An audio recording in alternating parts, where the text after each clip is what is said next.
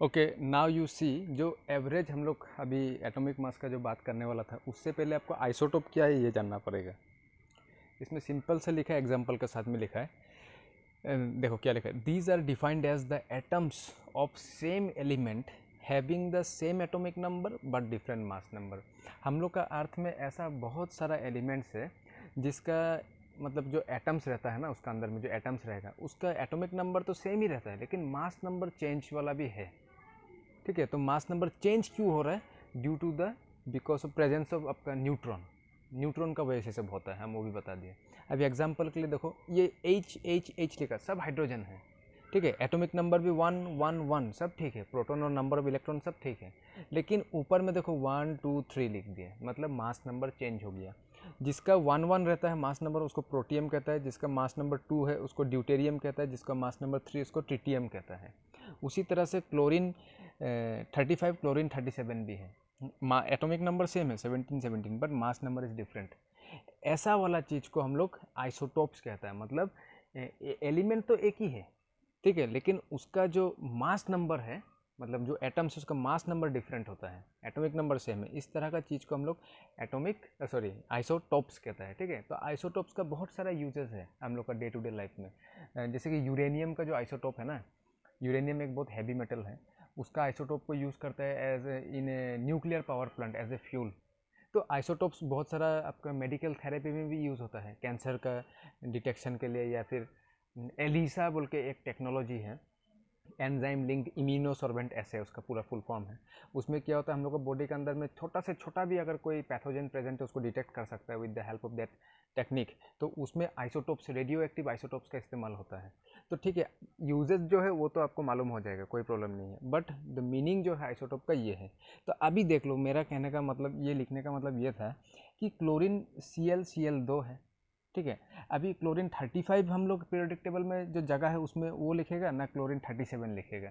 दोनों में से किसी एक को लिखना पड़ेगा, क्योंकि एक ही एलिमेंट के लिए दो जगह तो नहीं हो सकता पीरियोडिक टेबल में।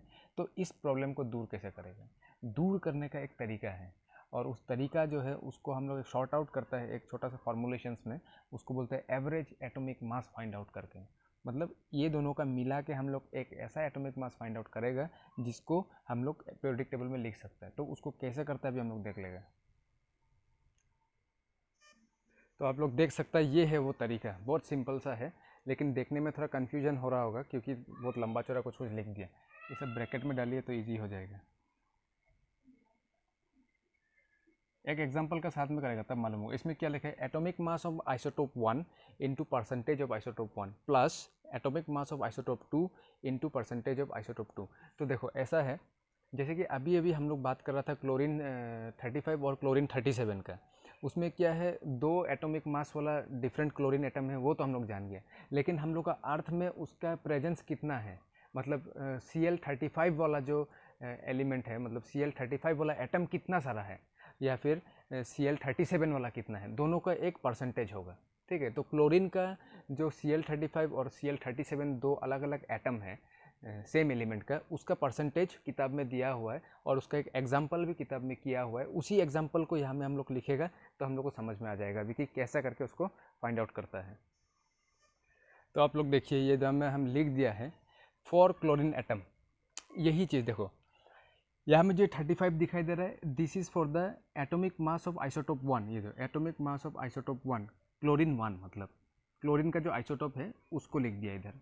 और हम लोग का नेचर में क्लोरीन जो है, जैसे कि आप ऐसा बोल सकते हैं कि 100 ग्राम क्लोरीन आप हाथ में लिया, ठीक है, ऐसे लमसम आप 100 ग्राम अपना हाथ में क्लोरीन लिया, उसमें से जो 75% जो आपका क्लोरीन एटम होगा 100 ग्राम में से जितना भी हो, मतलब 75 ग्राम पकड़ लीजिए, 75% जो क्लोरीन होगा उसका मास जो है 35 वाला होगा।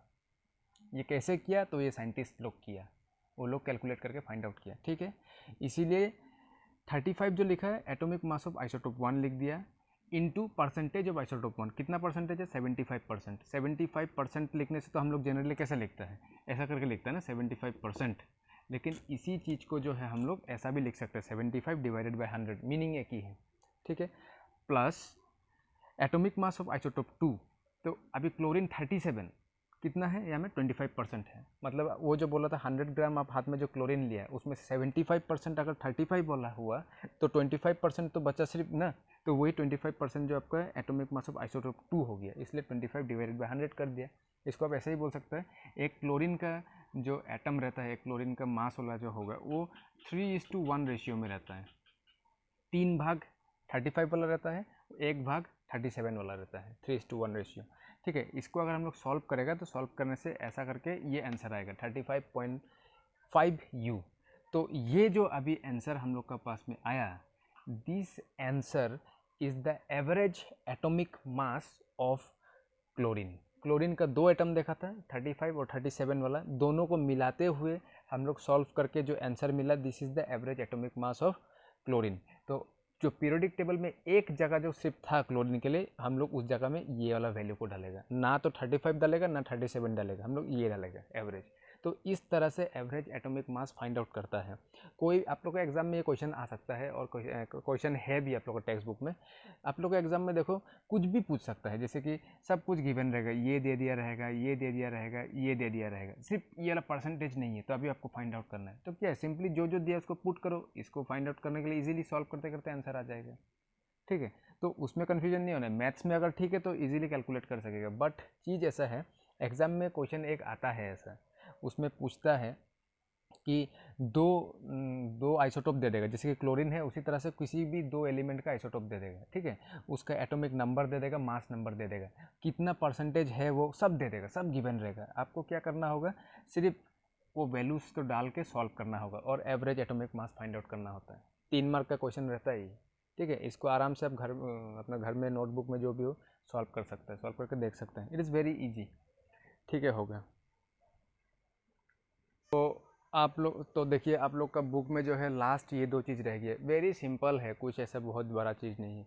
जैसे कि आइसोटोप में हम लोग क्या देखा, आइसोटोप में क्या होता है, एलिमेंट सेम रहता है, 2 डिफरेंट एटम रहता है जिसका एटॉमिक मास अलग होता है, वही देखा था। आइसोबार्स और आइसोटोन्स भी कुछ ऐसे ही चीज़ है, लेकिन इसमें थोड़ा अलग है। इसमें ऐसा है, देखो आइसोबार का मतलब कोई भी 2 डिफरेंट एलिमेंट का एटम, जैसे कि आर्गन दिखाई दे रहा है और इधर में कैल्शियम दिखाई दे रहा है, 2 अलग एलिमेंट है, कंप्लीटली अलग एलिमेंट, लेकिन अलग एलिमेंट होने के बावजूद भी इन दोनों का जो एटॉमिक मास सेम है, एटॉमिक नंबर को छोड़ो, मास दोनों का सेम है ना, इस तरह का जो एलिमेंट्स है उन लोगों को हम लोग आइसोबार्स कहता है। तो इसको ऐसे ही बोल सकता है, the atoms of different element having same atomic mass but different atomic number are known as isobars. Very simple. ठीक है, उसी तरह से आइसोटोन, इसमें तो कुछ भी सिमिलर दिखाई नहीं दे रहा है, लेकिन इसमें भी सिमिलरिटी है। इसमें सिमिलरिटी क्या है, देखो इसमें कार्बन और ऑक्सीजन है। सबसे पहले बात, इसमें कार्बन का एटॉमिक नंबर 6 है, ऑक्सीजन का एटॉमिक नंबर क्या है, 8 है। कुछ भी सिमिलर नहीं, एटॉमिक मास और ये भी सेम नहीं है, लेकिन इसमें एक चीज़ दोनों में सिमिलर है, वो है number of neutron. Number of neutron जो है दोनों में सेम है। अभी हम लोग को कैसे मालूम चलेगा दोनों में नंबर ऑफ न्यूट्रॉन सेम है, तो इसको एक छोटा सा कैलकुलेशन कर सकते हैं। कैलकुलेशन ऐसा करेगा, देखो हम लोग को मालूम है एटॉमिक मास मतलब क्या होता है, sum total of proton plus neutron होता है। तो ठीक है, अभी कार्बन का अगर केस में हम लोग देखेगा एटॉमिक मास, तो क्या लिखेगा, टोटल एटॉमिक मास कार्बन का कितना है, 14 है। ठीक है, अभी देखो 6 दिया हुआ है, 6 मतलब क्या होता है, एटॉमिक नंबर है। एटॉमिक नंबर का डेफिनेशन क्या था, either total number of proton और न्यूट्रॉन। तो टोटल नंबर ऑफ प्रोटॉन यहाँ में कितना है, 6 है, तो इधर में हम लोग 6 लिख देगा, plus neutron is equal to 14। इसको सॉर्ट आउट करने से n is equal to 14 minus 6, so n is equal to कितना हो जाएगा, इसको माइनस करने से आंसर आएगा 8। हो गया, हमको टोटल नंबर ऑफ न्यूट्रॉन जो है कार्बन में 8 मिल गया। उसी तरह से ऑक्सीजन का भी देख लेता है, अभी टोटल नंबर ऑफ इसका एटॉमिक मास देख लेते हैं, proton plus neutron is equal to कितना होगा, इधर में 16 होगा।